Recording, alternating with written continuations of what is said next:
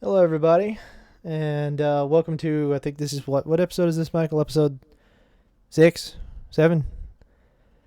I don't remember. Episode 322. Oh, I think it's episode 7 because I have episode 6 here in my documents. But The either Force way, Awakens. sorry, what, Cypress? We said the Force Awakens. Yes, it's the Force. Yes, last episode was the Phantom Menace, I think. So this is the Force Awakens. Either way, today me and Michael are currently joined by the woman that lives in my house and the resident Florida man.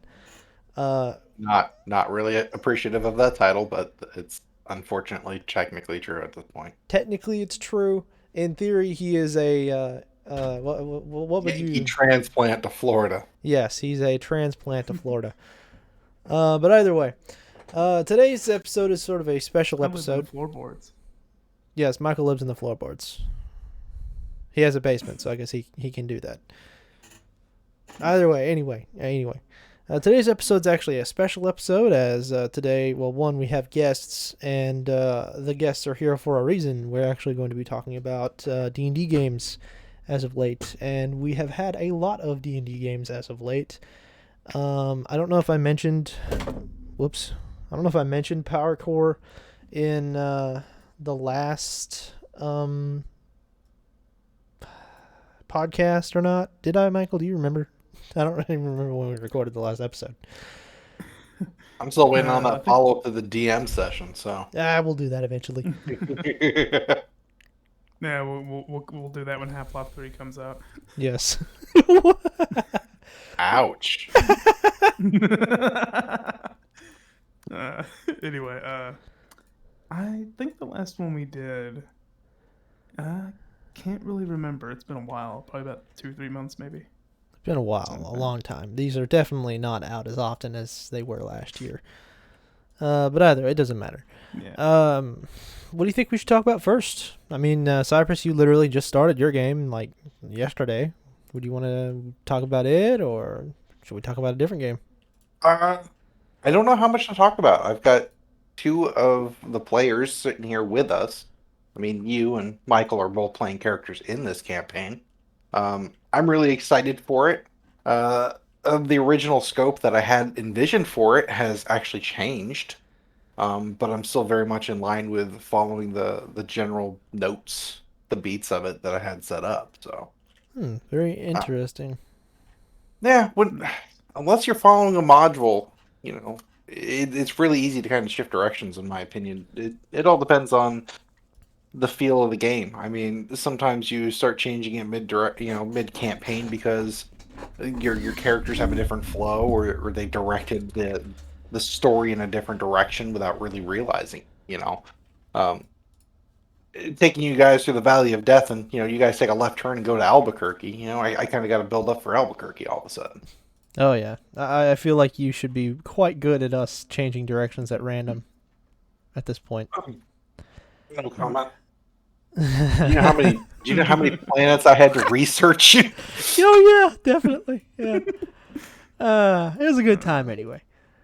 Well, Yeah. if you don't mind me asking, what actually caused you to want to change direction? Was it the fact that we're pretty much all spellcasters, or was it just some other factor? Or do you... Revealing that information at this point in time will actually be detrimental. I see. All right then. I apologize. We've literally just had one session. True. I'm just letting you know that what I had originally envisioned has changed. But obviously, at this point in time, it doesn't matter to you guys. You're still at the very beginning. Yeah, true. We literally just did the session 1/0 yesterday, which would be the 8th of January. For anyone watching this, it was a great session. We have a party of 5. Any of you that may have watched podcast episodes in the past know that me and Michael were in a game of Star Wars: Edge of the Empire that kind of merged into a whole different, I think, an entirely different In the Age of system. Rebellion. Yeah, it went into like Age of Rebellion, and Cypress was our game master for that as well. And we actually have some of the members of the Star Wars crew in the in the game with us, those being John and Cody, or if we had mentioned them in the past, Bortuna and Arden. But And B1T. B1T's not in the game, is he? No, B1T is not in. I thought you were mentioning the people of Star Wars. Oh no, Like, I wasn't mentioning the whole crew. I'm just mentioning the people that are in Founding and in Star Wars. apologies. The It's all ones who good. hit Plymouth Rock. Yeah. Uh, should we talk about our characters, or should we just move on to the next campaign? Entirely up to you. I mean, your followers know more than you do. So, I mean, if you want to give me, a little introduction to your characters and what you think you're going to be doing within the campaign, I mean, that can give me insights as well. Oh yeah. If that's the case, though, Michael, you go first. Okay. Once again, my connection is kind of unstable right now, so I apologize if I cut out. But my character is Balava Olkava, as he'll proudly tell you. He's a little short out man. We all know this in the podcast, but at the moment, I don't really have any long-term goals envisioned for him. He's a very uh, fly by the seat of his pants kind of a character. Like he Pun loves to be in intended. the middle of the. Pun intended. Ah. Yes. Uh, he likes to just be in the thick of it. He likes to solve mysteries. He's a very inquisitive individual, but he also has a separate side to him that has yet to be shown to the party, which is going to be a fun thing to talk about and show off. Very Can a interesting. But can a bird person transform into a werewolf? News at 11. indeed, One can only imagine. indeed, he's a werebear. That's the surprise. Bruh. Nah. But I don't really have a whole lot to say.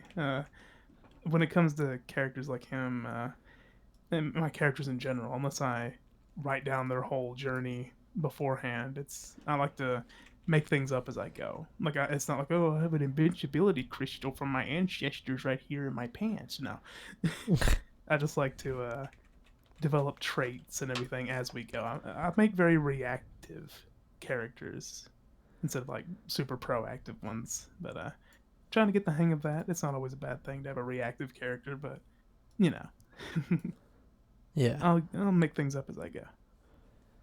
Well, the character that I'm playing, her name is Talvi. She is a winter eladrin in quotation marks. She's actually a reborn. Her backstory has yet to be explored. I'm not entirely sure if it even will per se. At least under her. And not from her per se. She probably won't talk about it, but otherwise, she's a reborn wizard. I'm really, really conflicted on what direction that I'm going to take her in terms of her wizard subclass. I don't know whether or not I'll go. I was thinking evocation, but I'm also thinking necromancy and circle of scribes or whatever it is, But I don't know. I just know that Talvi is probably the most morally gray character in the entire party at this moment. Or I feel like she is. I don't know if that's truly the case. I mean, for all we know, John's character could be like, I don't know, a baby murderer or something like that. I doubt it, but still. I'd put money on Mandrake for that one. I would put money on Mandrake as well. Because Mandrake, he's got that big old hammer. He could probably murder babies pretty easy with that. Gallagher's few. Yeah. God, that's horrible to think about. Either way, first session was great. A lot of character development, a lot of tension in the party, or at least tension with one character in the party, which is always makes for an interesting time with character development and all that jazz. And I'm sure that we'll talk more about it as we play more, as we record more podcasts. But do either of you have anything else you would like to say about Founding in particular? I only have one question, actually. Now that you've talked about your characters a little bit, do you guys already have your level up plotted, or are you going to take it as it comes? I'm probably gonna just take it as it goes for Tully. I mean, at least for her, as I said, with her school, I have no clue what I'll do. I'll just have to cross that bridge when I get there. I do know that I probably will need to take some sort of defensive spell, though. Defensive spell would probably not be a terrible array. Yeah. Oh yeah, for sure. Just for everybody's listening sake, he's the only one that went unconscious last time by one single shot from the bad guys. Well, that's the life of a wizard. Typically death. You could look Yep. at him sideways and put him on the ground. Yeah. What about you, Michael? I actually think I have the lowest HP in the party. Actually, My HP's 9. yeah, mine's 8. Yeah, so that attack Yeah, would have put either of us on the floor. I don't know if it would have hit you, but still. Oh yeah. But what was the question? Sorry, the cutting out issue is really getting on my nerves. Do you have your levels plotted out for as you advance, or are you just going to take it as they come? I sort of have an idea. I have 2 paths I might want to take, but it all really depends on how the character progresses from levels 1 to 3.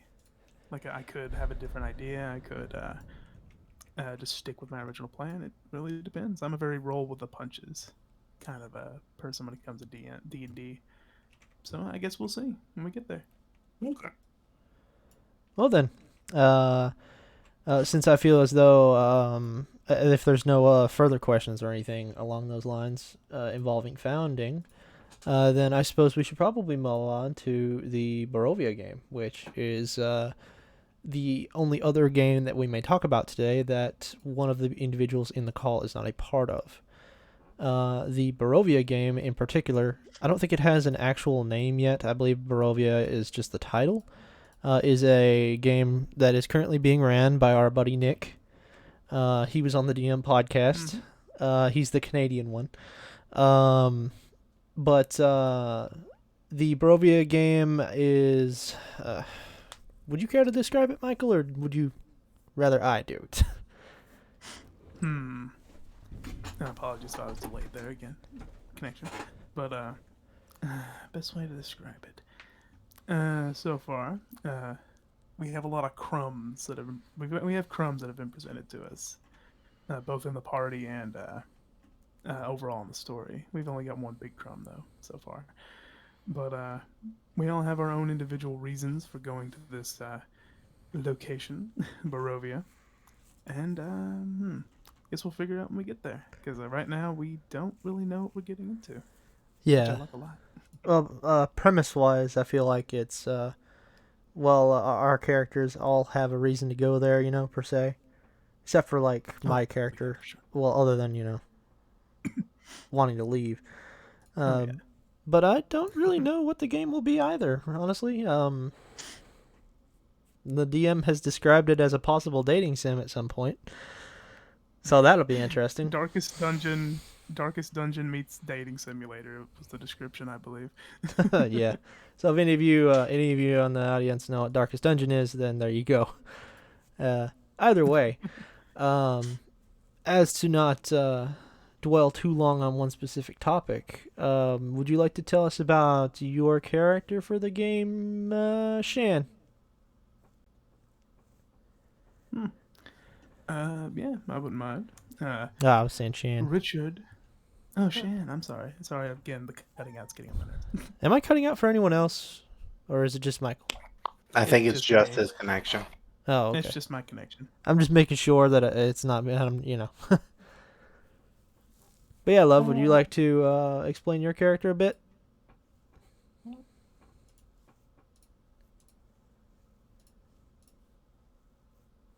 No? It's kind of, I don't know what to go with to explain. Well, about what him. is he? What does he do? What class is he? What's he like? Here, let me prompt you. I feel like that'll be easier. What race and class is he? He is a homebrew incubus that I made, and you basically helped me edit it and make it sound better. Mm-hmm. And he is, I think a thief rogue? I don't remember. I don't think you've gotten that far yet. You are only level Yeah. 1. He might wind up being a thief rogue. Alright, and, from when we were playing him, he definitely seemed to be a rather shy and unfortunate character, which all the characters that we're playing in the Barovia game are actually rather tragic in some way or another, I'm fairly certain. Would you care to talk about that, or would you prefer to just somebody else go ahead? Well, you're alright. He is shy, and he is a broken character because his past is something I can't reveal at the moment. That'll happen on our next game when he's ready to talk about it. But I'm kind of liking how he's going so far and how he's interacting with these characters, and he feels like he fits in, but at the same time he doesn't. Mm-hmm. And I guess we see when we get to it. All right. Then, you have anything else you'd like to say about him? Mm-mm. All right. Then, Michael, would you like to talk about your character, the Belmont? Yes. He is indeed a Belmont.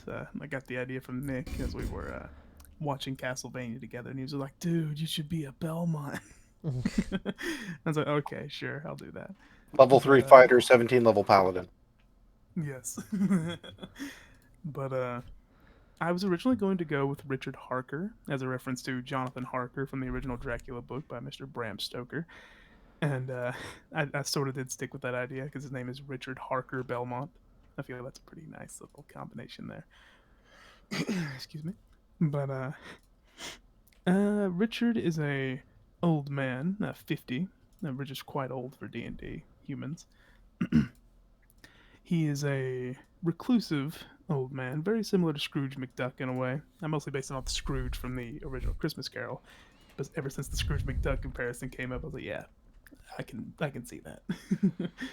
But he's a man with a lot weighing on him. He used to be a commander for the Neverwinter.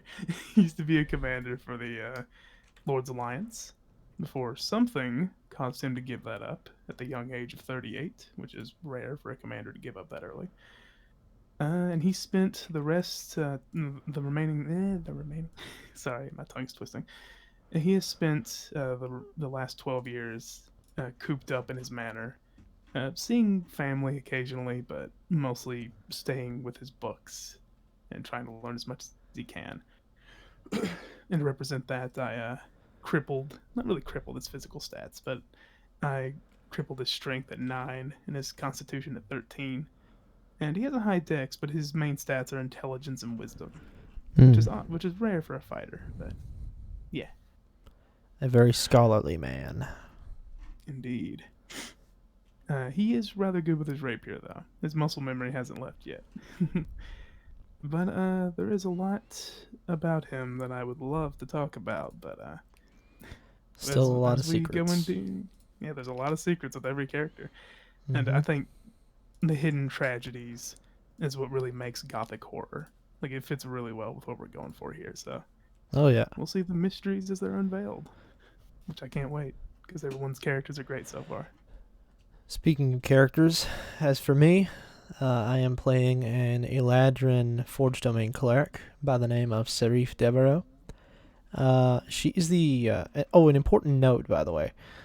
Pretty much everybody in the party except for Miss Serif actually received letters beckoning them to Barovia, and that's the reason why we're headed there.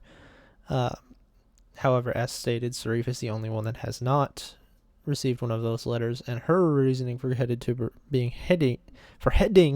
Barovia is that she committed some rather heinous deeds out of passion in her past. Mostly everybody in the party already knows about that because I actually had Serif planned as a character for another game, but that kind of fell through. But I feel like this campaign was also a very perfect fit for her. And thus far, she has been designated the wine aunt of the group because she is an alcoholic. But either way, I feel like the dynamic between the characters in the Barovia game is quite interesting. We'll actually be picking up another character likely relatively soon, probably the session after next, as our buddy Felix will be joining us as a paladin. But I feel as though the characters that we have already and the characters... Sorry, somebody trying to say something? No. I feel like the characters that we have already and the characters that may come up and the interactions that may have in the future with these characters will be very interesting to see and even more interesting to play out. Does anybody have anything else to add about the Barovia game? Cypress, do you have any questions about the Barovia game? I know you're not in it, but you might have something. How many sessions have you played so far? Only one as well. Mm-hmm. We played both sessions back to back. Well, both games back to back, actually. Yeah. It was nice because we haven't had 2 days of D&D in a row for a long time. Yeah, really. But I can't wait for the moment someone's gonna break down crying about their backstory and characters be like, "Yeah, there you go, there you are." Yeah, I don't see that being Sarif, but you know. Yeah, you never know. Yeah, you really do never know. You know. Mm-hmm.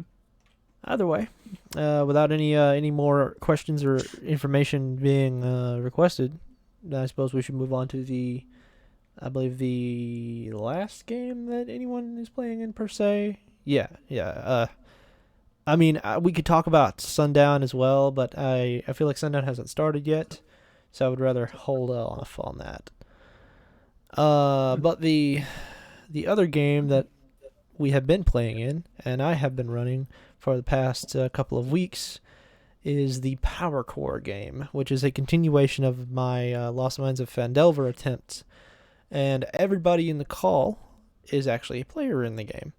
And it's been going quite well thus far, and I am incredibly excited for the next session. The last session was a great session, and this next one I feel like will be even better, per se. I guess it really depends on what you anticipate. But would you guys like to go over your characters in that game? I Maybe am not it. playing the absolutely worst accented Irish female in that game. I think it's pretty good. I think you do all right. I think that's probably the best way of putting it. I do all right. I don't do terrible. I could do better, type of moment. But I'm having a blast. I'm liking the direction that my character is going. I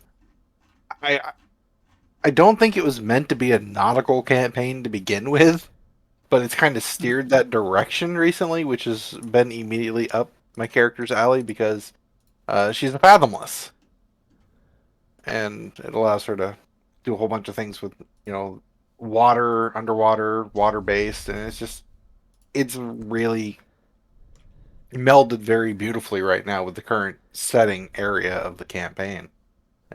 And it feels like I'm abusing everybody's time.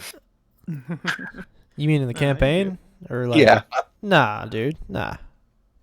I intentionally went with this direction because I feel like, I mean, your character, sure, she benefits the most from the nautical setting, but I have always wanted to run something like this anyway, and I just feel like everybody bounces off of each other really well, and you benefit a lot from it, but that also benefits the rest of the party as well. That's true. I guess it's just a weird, almost anxiety kind of thing when a chunk of the story focuses on me, or my character. I like to try to give everybody a chance, to be in the spotlight, and it almost, like I said, it almost feels like I'm taking up an exorbitant amount of time doing my thing. Oh, no. Trust me. I feel like, I mean, granted, I'm the DM here.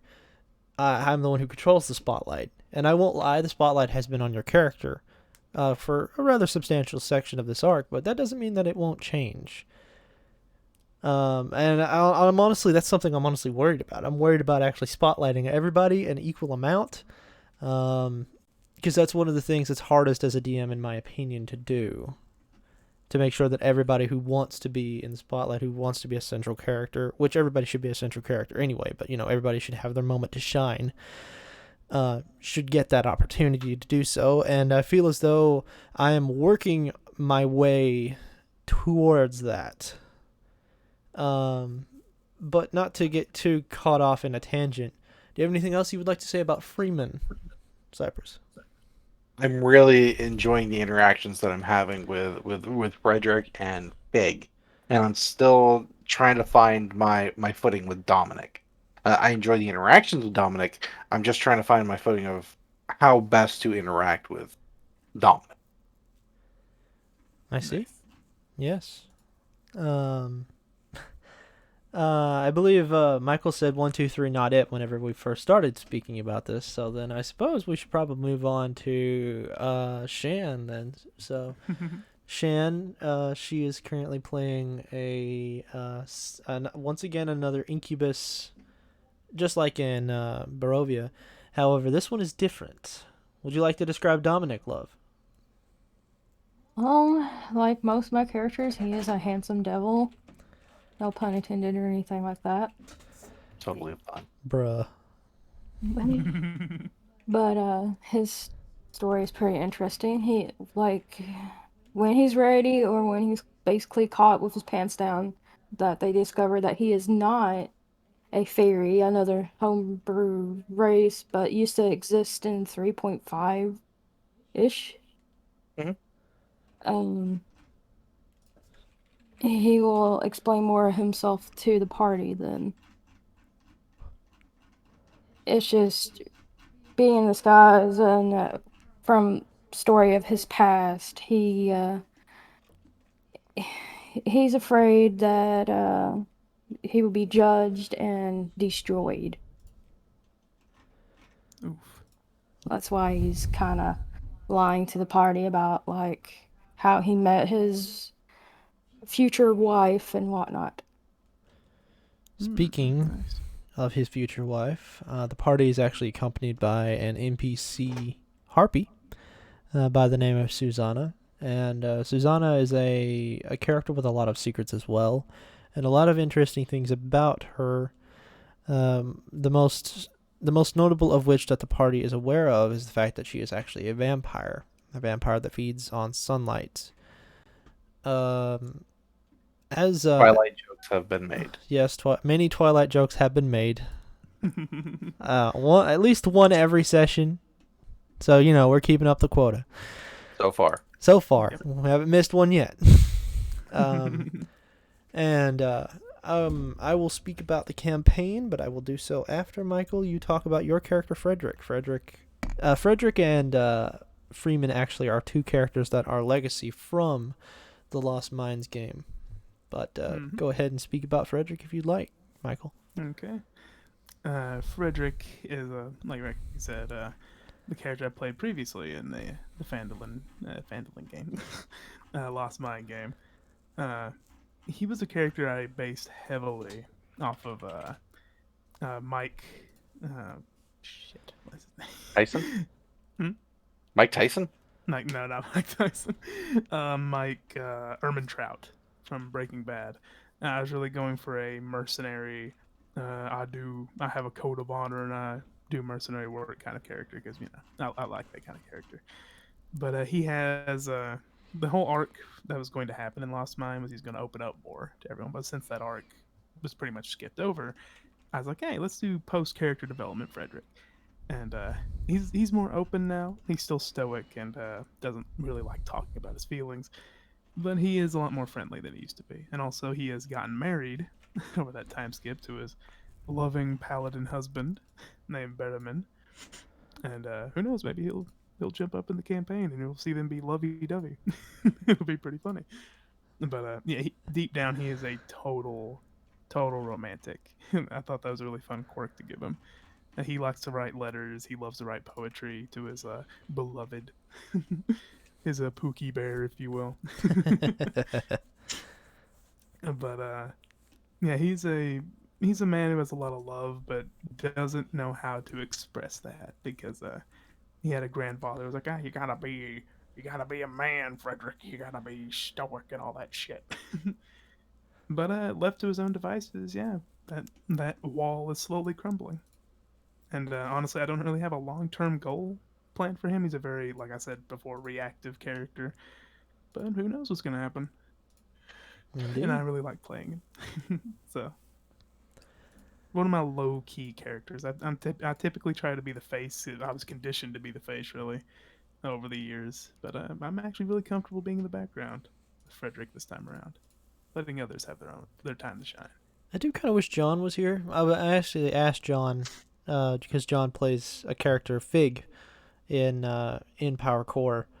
I asked him if he would like to join tonight, but he said that he had things to do. But John's character, since John isn't here, he actually plays a little goblin artificer. And by little, I really mean it. He is very small. He's like 2 foot tall, named Fig. And so far, Fig has been one of the more entertaining characters as well in the group. And not even just because he's a goblin, just the way John has been playing him. A notable a notable moment in the campaign was, I believe, the session before last, I think, or it might have been before that, where the party actually wound up in a pirate's cove, which is sort of a little libertalia or city of pirates, and they went to a tavern that was populated entirely, or not entirely, it was operated entirely by goblin like waifus, basically. Pretty much the whole tavern operated by goblin waifus, and Fig has a character trait where he's completely oblivious, and yeah, they flirted with him, and he held up to that character trait of being completely oblivious the whole time. It was a good time. It was very fun. That session was one of the less serious sessions that I ran, but I feel like it was a good time, and it established some important characters and the like. But either way, Hey, ma'am, how much does that chair cost? yeah, really.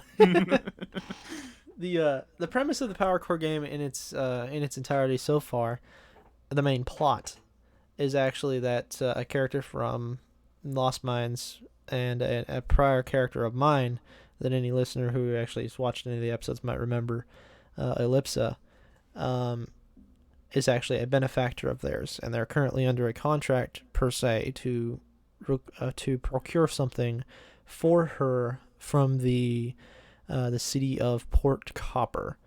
The city of Port Copper being a large city situated on the Isle of Castia, which is located to the west of the Sword Coast, a good couple 100 miles off of the west of the Sword Coast. Ellipsa hasn't really specified what it is she wants, but she has told Frederick and Freeman, the 2 Legacy Party members who originally were working for her, what or where and who to meet with to receive this item. And in the escapades thus far, the party have become a part of a ship's crew. The ship's crew and the ship itself being a little less on the up and up, but given the party's morals, I feel as though they fit in quite well, especially Freeman. And in this time, how many sessions would you guys say how many have we played of Power Core specifically? 3 or 4, I think. 3 or 4, yeah, I'd say. Yeah. I want to say 4. I want to say 4. It's closer to 4 than 3, I feel like. Yeah. But in these 4 sessions, the party have went to a pirate's cove. They have encountered fish people, and they accidentally freed a demon from a prison, so to speak. That was literally last session. And in the next session, they will actually be either dealing with the consequences of that per se. Well, they won't be directly dealing with the consequences for that. That's more of a long-term thing, but they will definitely be doing a lot of interesting things per se. There's a lot of things happening in the background in the game. A lot of things that are moving and being put into place that I am very happy with myself, and I hope you all will be happy with them as well. And let's see here. Actually, I have a question for you guys. Mm. If you all could ask me a question about Power Core, any question, and I have to answer you truthfully, what would you ask? Are we going to be relegated to the island for the rest of the campaign? That is a less straightforward answer, but you will be headed. Not, Huh? not possibly. Not possibly, yes. I don't entirely know yet. You That's will legit. you will be headed to Port Copper. That is your destination, your goal, and your primary destination at the moment. But whether or there will likely be things that will happen there, obviously, but it is not the place that I have the idea set in stone for. Okay. You guys have any more questions? I have one. What's that? Will my beautiful, handsome ASMR husband be making an appearance? Given the direction I feel like the campaign is going, he may very well. Oh no! I hope he doesn't get eaten by the demon. What about you, no, love? the silence is not comforting. What about you, love?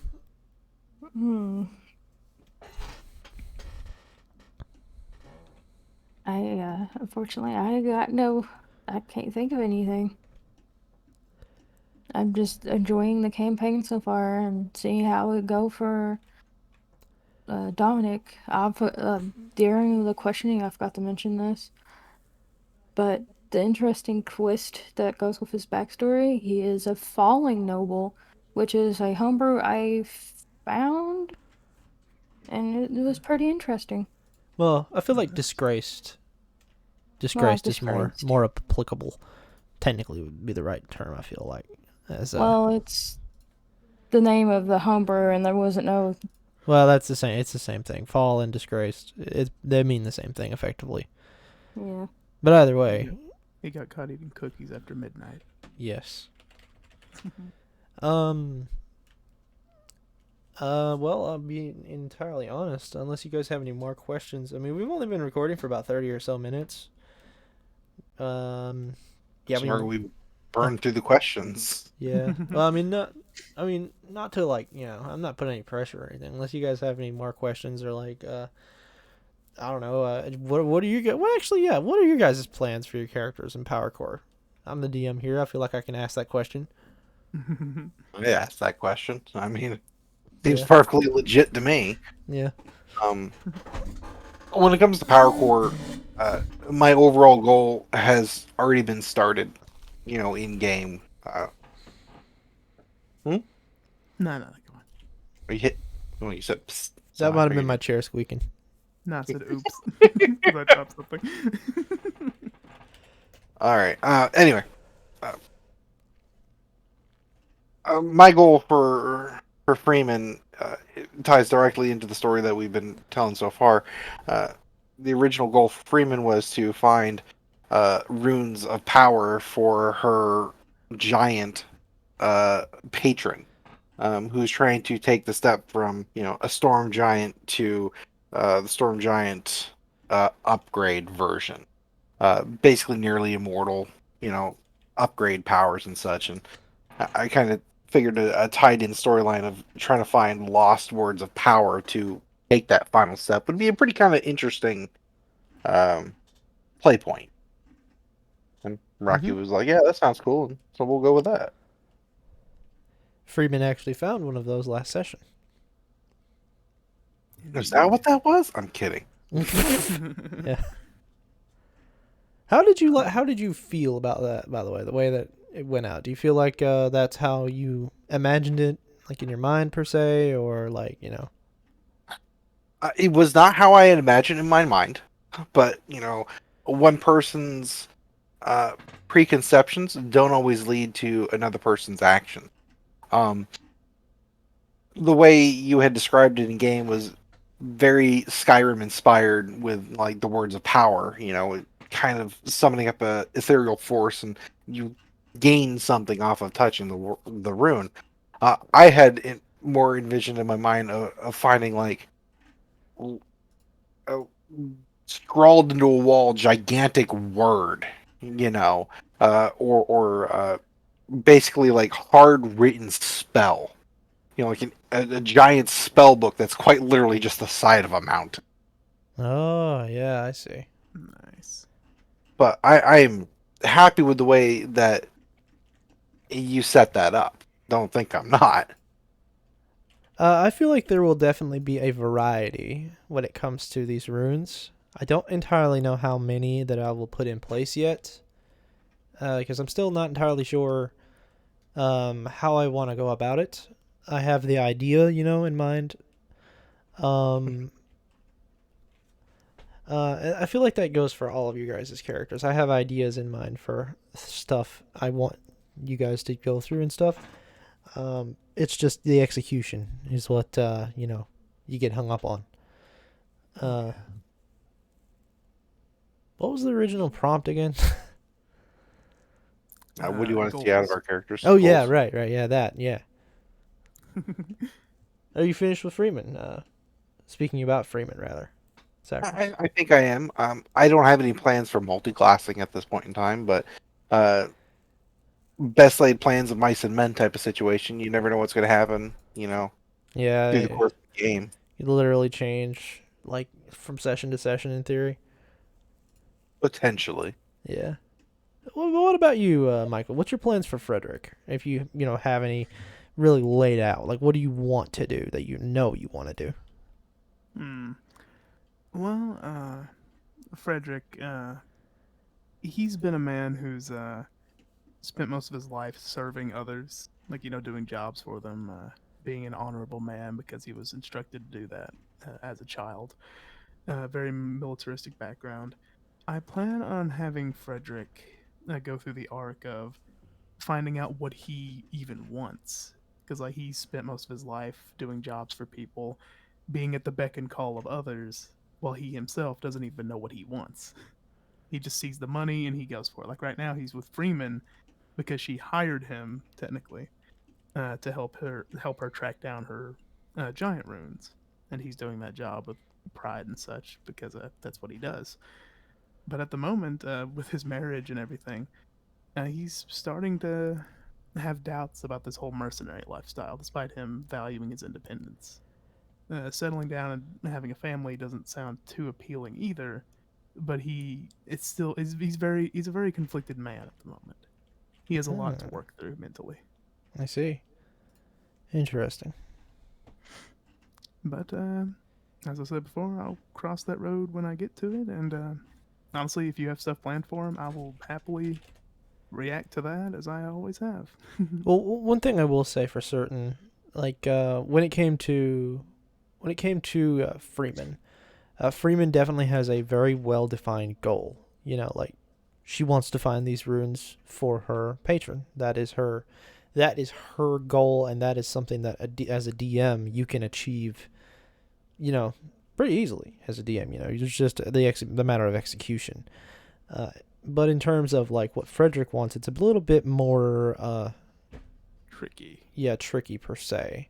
I feel like it's more of a this is not something that you as the DM can resolve, because you can't just make the character you can't just make the character either want to settle down or whatever, but you can definitely put them in situations that might sway their opinion in one way or another. You know what I mean? Yeah, it's a very player-centric motivation. Yeah, that's what I feel like I will definitely wind up doing. Yeah. But like I said, I'm always welcome for any kind of introduction of something I didn't expect for Frederick. Yeah. Like maybe as a cousin who's a pirate or something. Yeah. Something like that. There are a lot of things that will be occurring. One thing I will say as a DM myself, I typically have a story that I want to tell whenever I'm running a game or whatever. You know this, Michael, because you played in my games many times. So does Shan. But I don't 100% always adhere to a single character per se to tell that story or whatever. You know what I mean? Deal with the Devil being an exception, of course.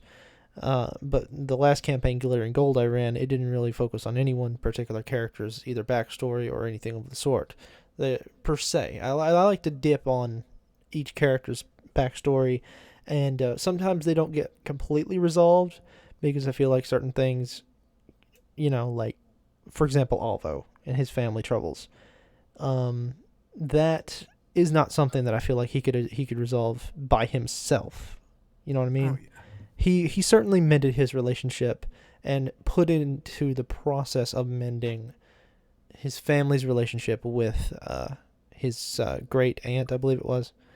Yes. But that's not something that could be done, I feel like, in a game. It Oh could, I guess, but, not in the kind of games that I feel like I like to run. yeah. And honestly, that was my. I was really happy with how it turned out because that was the whole point. He wasn't Yeah. gonna be the hammer that fixed the bridge, but he would be the first nail that drove into the fixing the bridge. Yeah. But I like to I just like to point that out per se. Like I want everybody to have their spotlight, but I don't want to set the expectation that 100% of the character goal will get resolved 100% of the time. You know what I mean? Like I try to at least satisfy your guys' characters for the most part. Backgrounds. Yeah. But I don't know if I can do it 100% without, dedicating the campaign to one particular character, so to speak. Yeah, like the campaign is like the main course, and Yeah. the backstories are the like the side dishes we get, Yeah. and that's totally fine. I actually like that. Like for Deal with the Devil, it's kind of an exception to that because Oldar, there's only like 3 players, so it was really easy Yeah. to do it. But like Oh, Oldar yeah. became a very central character, and even Tia and Casimir became very central characters. There was it was a very, very character centered story, which is what D&D can be and typically is, but it's a lot harder to do with more players than it is fewer. Oh yeah. And also, it just kind of, Absolutely. when it came to Deal with the Devil as well, it was so easy to do it because of the way the characters interacted and the relationships that they had with each other. Mm-hmm. But I don't know if Shan is back. She has to step away for a second. Are you I had back? to step away for a second too. Ah, Mm-hmm. it's all right. As the topic was about what I can tell, what I picked up when I came back, larger groups and making sure everybody has focus on it. Yeah, Um, that's been one of the ongoing issues I've had with my in-life campaign. I'm running a campaign in real life. Sounds kind of weird, but you know what I'm trying to describe. yeah, in person. In person, that's a better way of terming that. But the group has varied in size between 5 and 6 players for the majority of its campaign run, and making sure that everybody's trying to get their focus has been extremely difficult for me in particular. So that's one of the reasons why I really wanted to keep it to a lower party count with this founding campaign. Yeah, And even then, I still wound up breaking my damn rule. yeah. It's hard. It is very hard as a DM to one. You want to tell a detailed story and you want to tell the story of your players, but at the same time, more players typically means it can be more fun. So it's hard to balance that as a DM. I mean, I for one, I'm not really expecting much to come out of Talvi's story per se. I feel like I can manipulate the way that she interacts with the world, and I feel like that is Talvi's story. You know about her background, Cypress, so Yes. you know all that. You know everything that's happened to her and why she's the way she is. But I don't feel like what she was matters as much to me as to what she is now and what she will be going forward, in my opinion. And Mm-hmm. if nothing really happens to her much at all, I don't feel like I'll really mind because barring a death, a second one, I guess. She's already died once before. I feel like I like her as she is, and if she evolves into something more via just playthrough, or even the story. If you want to interact with her story in some way, I will be happy no matter what. So there's no pressure on my side in that regard. I appreciate that, but it is part of my point as a DM to try and make sure that part of the story that I'm writing is influenced directly is the best term I can get out of my head right at this moment. I want you guys to have a stake in the story. I want it to involve your characters in a capacity minimally. Um, with Star Wars, I had a hard time getting a good focus on Shan's character. Um, I tried so hard to get her brought in one aspect or another. Like she was the fundage. That didn't work because we were always burning money and we're just causing constant hell to the ship. Um, Yeah. she was a better doctor than the doctor we'd been running with for like almost a full year. But the skills needed to it really helped that we had two medics, out in the field, Oh when yeah. it really boiled down to it. Yeah. But trying to give her a story line almost past that initial introduction for her character and bringing her in, I've had a hard time doing that. And I felt genuinely bad about that. Yeah.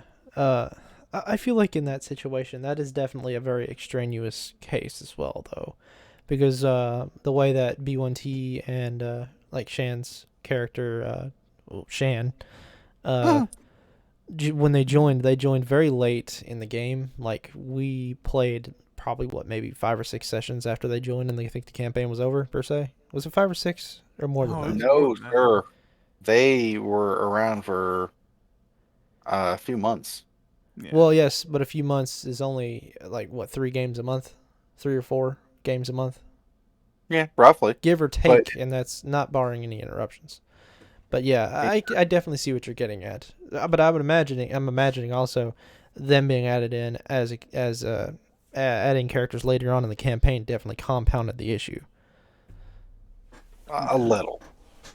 I mean, Unfortunately. I guess that's really up to just how the DM really is too. Like, if some people might be able to handle that easier than others, for some people it might not even be an issue.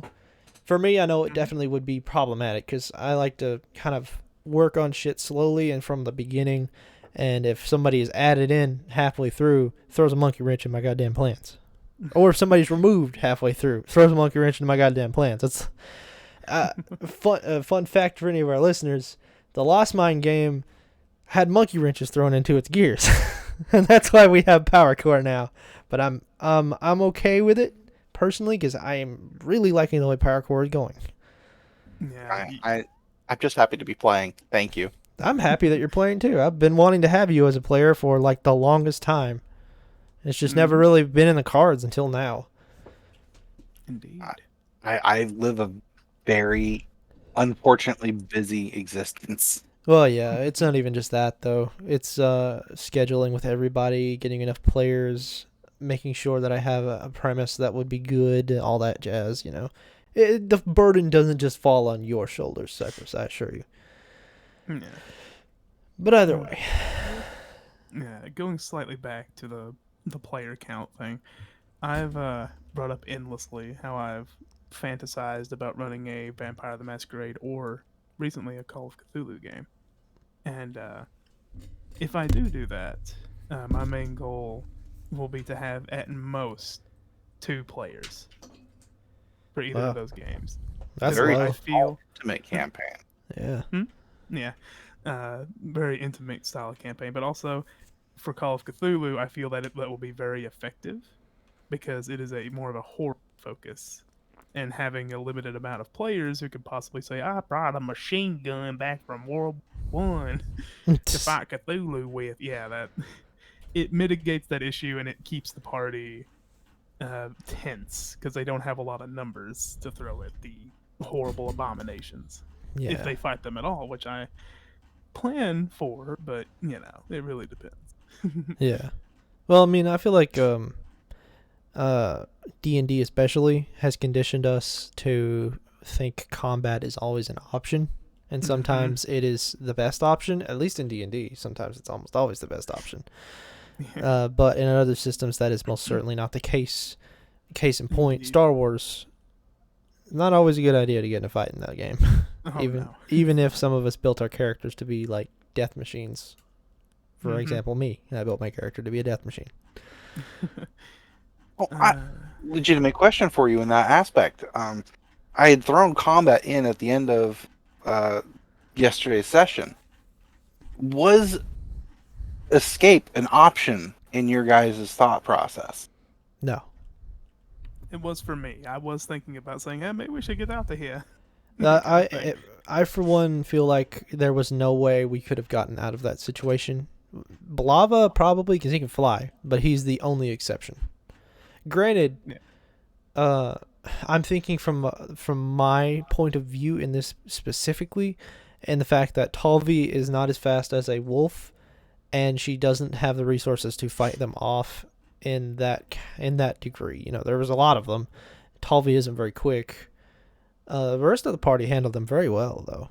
So I feel like combat was our best choice there. Okay. I don't know. I for one personally didn't feel like we could have got away. I feel like one thing we could have done, thinking retroactively, before the horses got grabbed, we all could have like ignored the noble and jumped on the wagon, and just like took off like a bat out of hell with the wolves chasing behind us.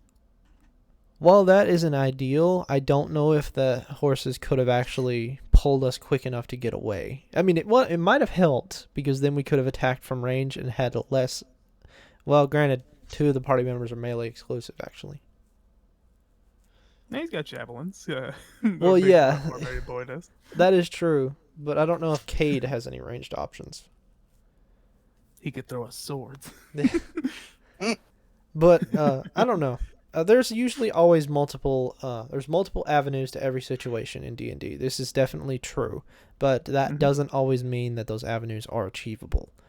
And I feel like in that case, in that specific sequence of events, we were a party of 5. We had very good and very strong fighters, melee users, and the druid, which is Felix's character, that basically carried that fight.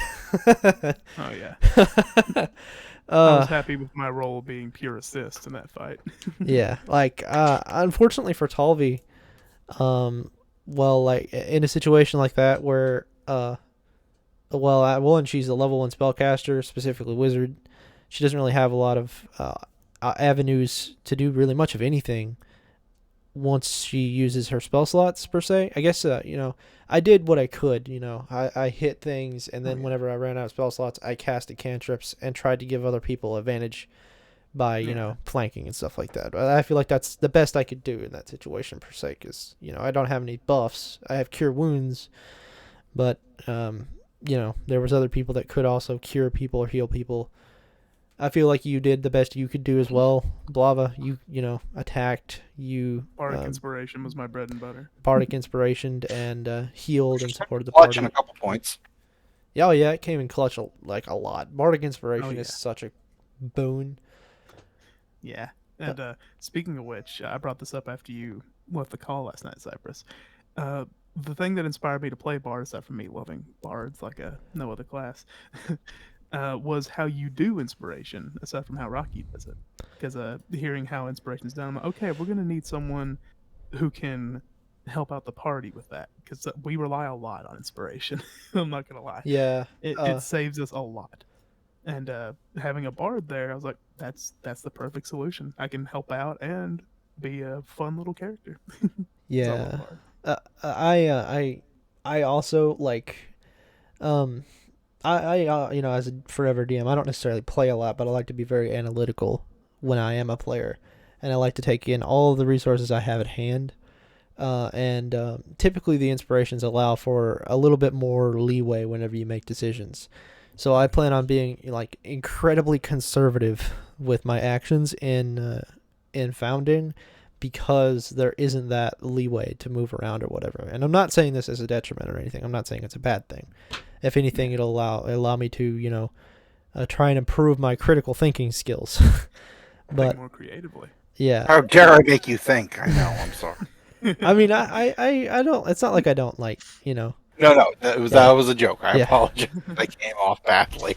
No, it's okay. Yeah, I'm excited to play in a game that is both more what is the Gritty. word? No, I wouldn't say gritty. It could be grittier, and it likely will be grittier, but it is a result of it's more definitive. When you make a decision, you have to stick with that decision, whether there's consequences or benefits or both, because there is no inspiration necessarily.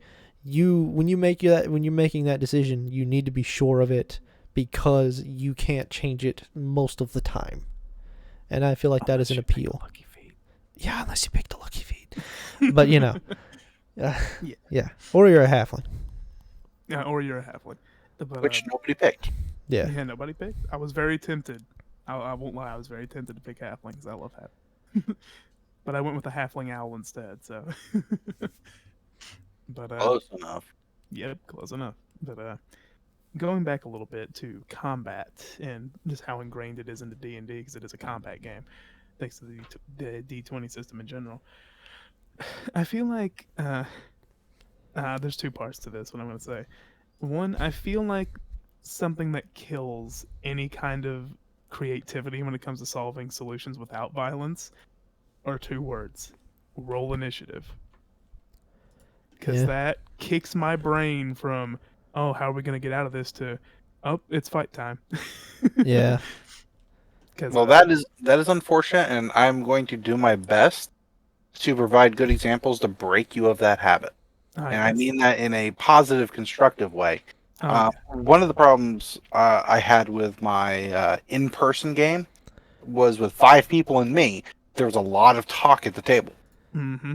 And it becomes really hard to keep track of everybody.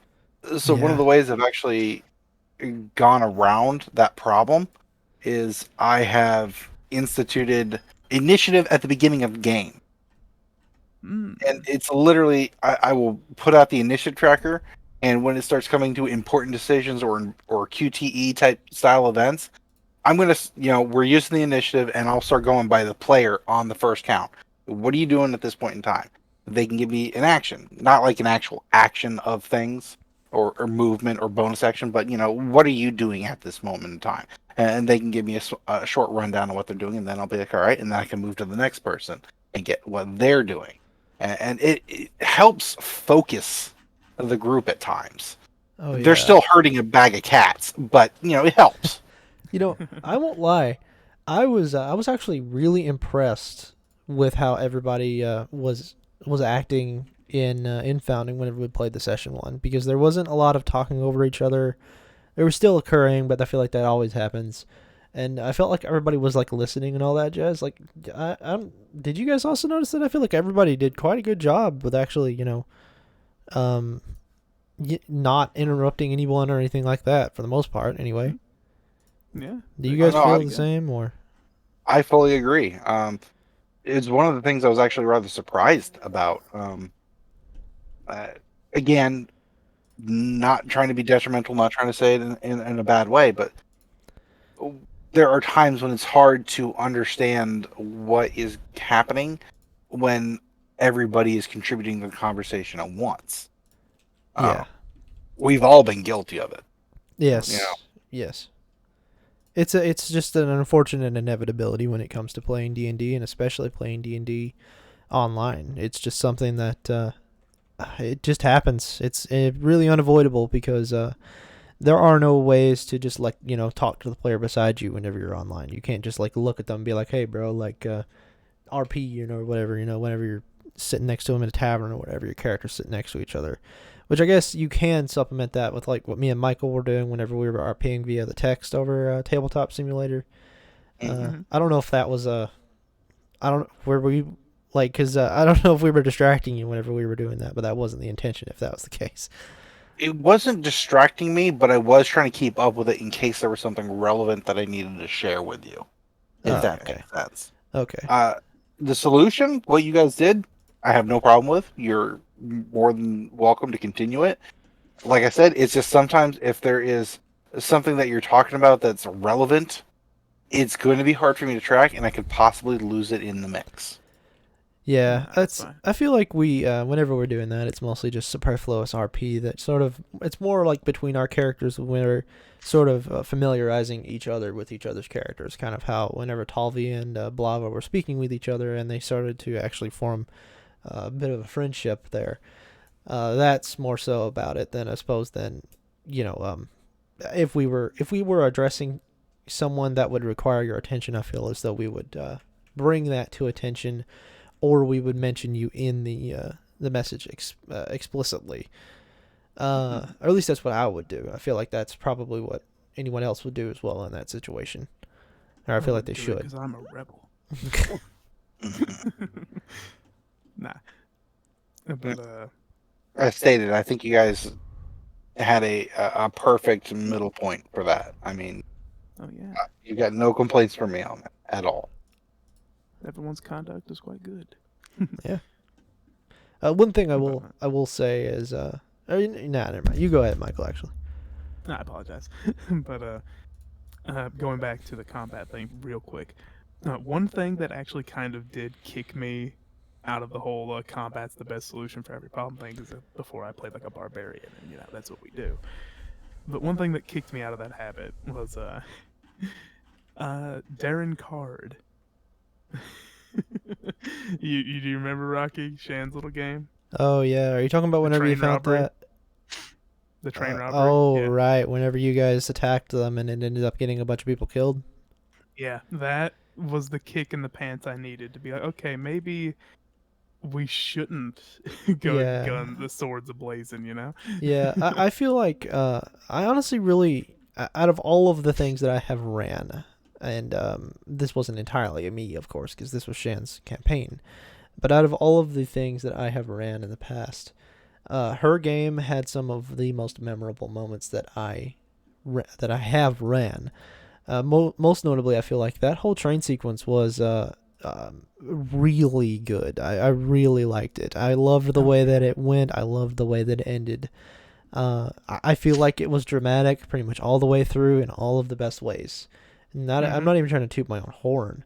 I know I am, but I just feel like I truly am proud of how I ran that. Oh yeah. Like it. I won't go over it here. Because I don't want to take up any more time on the podcast. We're already approaching over an hour in recording time. But it was a very fun time, and I feel like it was a very dramatic time and a dramatic series of events that all culminated in a very, I wouldn't say satisfying for the players payoff, or even necessarily satisfying for the DM, but it ended up being one of the more dramatic moments of any of the campaigns that I have ran. Oh yeah, for sure. And if you weren't going to toot your own horn, I'd toot it for you. So. I gave you. If you want horn tooting, let's do this again in about a month, because with any luck, my in-person game's going to be done by then. Ooh. Yeah, Nice. you said you've been drawing near for a while now, I think, haven't you? Mm-hmm. But the culminations of their actions have finally started to draw together, and I gave them that they're at the penultimate boss fight at this point. They're like literally in the middle of it when we had to end session last Wednesday. Yeah. Who are they fighting, by the way? I believe you. Yeah, I remember. You told Homebrewed me. Azalin Rex. Yeah. And it's he's got Vecna stats, right? No, Asarak from Asarak. Tomb of Annihilation. There's so many necromancers. There are. I honestly, legitimately want to suppose that the Lich might be the most recognizable villain of D&D. Even though Dragons is right in the name, I think the Lich is quite eponymous as the BBEGs of campaigns. Dungeons as liches. Tomb of Annihilation has like a Lich running the whole jazz. There is a Lich somewhere in Barovia for Curse of Strahd. I know you guys aren't playing Curse of Strahd straight, but you never know if you might run into him, and that's why I'm not revealing more than that. I actually think I know You about know? that lich. I think I know about that lich. Is he the one in the Amber Temple? Yes. Okay, yeah, I know about that one, but he might have been ran different by the thing I watched, so I won't inquire either. Well, the way I ran him is completely different than the way most people run him. I mean, my campaign never even touched the Amber Temple until we ran our second leg of the campaign. Uh, uh, uh, the Domains of Dread or Curse of Strahd 2 Electric Boogaloo. I mean, whatever you want to name the campaign. I mean, my players didn't go there until they were like level 13, 14. So they were already over leveled when approaching it, outside of the book's numbers. Dude, where's my Strahd? That is why I'm saying, let's pick that up again, like when my campaign ends, because I need to gush about this campaign. I am so proud of it. We are over 2 years of running, not consecutively, because we ran the first one for just over a year. I mean, literally just over a year. I think it was like a year and like one week or some shit like that. And then we picked this one back up when I had an epiphany for how to continue the campaign. Nice. Oh yeah, dude. I would love to have another episode where we just talk about the campaigns again, and it being after, so that you may actually tell us more about this game, and even some of your accomplishments in it would actually be a really fun time. I feel like. I mean, I could talk about most of it right now, but it's not completed, and I feel like it might be detrimental. If I don't have a complete story. Yeah, I You get gotta what fill you out the mean. whole canvas before you can show off the painting. After all, That's Yeah. true. But this is like two canvases side by side. One has been painted and is done, and this one I'm at that last corner. You know? Yeah. I can't wait to hear it. Yeah. It's gonna be great.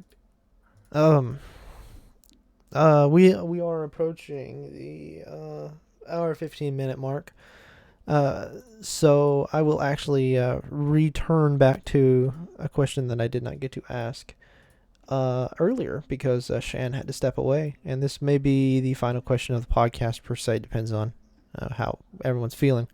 But love, I have a question. What do you hope to accomplish with Dominic? Like, what do you feel like is something you want to do with his character in Power Core? What I want to accomplish with him Mm-hmm. is basically give him a second chance of having a great life and possibly settling down with Susanna and maybe have a family with her. Nice. He's a little scared of taking that step because of how his family life was with his parents and whatnot. Yeah. But that's my goal to accomplish. And when it comes to other D&D games, I am sorry, I'm not really good at being the focus because my anxiety kind of takes over. But I'm getting better. I'm trying. Oh yeah, I can definitely see the improvement, Shan. Because a couple years back when we were playing Deal with the Devil, you were definitely more consumed by anxiety, and you've gotten a lot better. Oh yeah. It's really easy to see, and I'm really happy for you. Likewise. Thank you. I'm not even saying it's your fault when it comes to Star Wars. I never even thought it had anything to do with you personally. I had a hard time trying to get something rolling for your character, and that's on me, not you. I felt like it was kind of me there too because I was like, well, how would I portray this in this character? I feel like one of the things that sort of also contributes to that is the fact that not even just Shan, but me and Shan, we don't really know much about Star Wars. I don't, and I know Shan doesn't. And we more so her per se don't necessarily know how to act or what kind of goals there may be available in that setting, so to speak. You know what I mean? Like, it may seem obvious to you guys, but not so for us, per se. Yeah. I think everybody did a great job all around, though. I mean, you nailed the Jawa, so. Oh, yeah, I try. I mean, I can play a dangerous sociopath with a long history of violence. It's very easy. Yes, but how many of them come from Naboo? I mean, technically none of them. If you really want to think about it. I won't lie, I did have fun. Even though I'm not a big Star Wars fan, I had fun playing the Shishivani wolf people, however you pronounce that. It's just a vein. Yeah. But I flavored her in my own way of like how I see them. So I gave them a tail and they look more, I guess, furry in the sense. Yeah. I feel like in the end, as long as you have fun, that's all that matters. Yeah. Oh, Yep. You don't necessarily have to write a goddamn book or anything like that. If you have fun, you like playing the character, then that's all that really matters. That's all good to me. But either way, we are over technically what I typically like to do for these videos. I think they're an hour long each. We're almost an hour and 20 minutes. So does anybody have any? Time to break out my 30-page memoirs.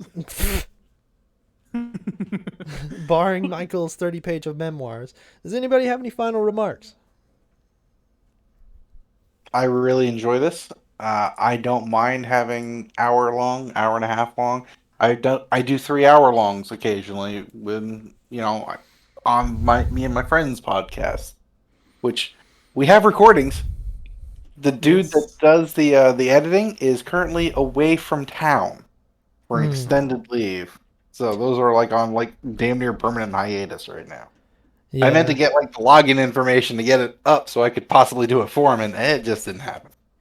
Well, if you'd like, I can post a link to the podcast itself in the description of this video, so you guys may be able to get some more traffic. Probably not much, because only 5 or 6 people watch these videos, and most of them are in the server. But regardless, you never know. I mean, that's your call. We're on Spotify, Receding Dare lines, as in DARE. So I'll put a link if Cypher sends me one to the podcast in the description of the video.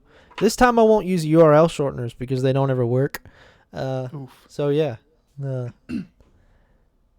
Next time, the next episode of Mike and the Rock, we may be having Shane on again, and we may be talking about a certain interest that captivated the internet around 10 years ago.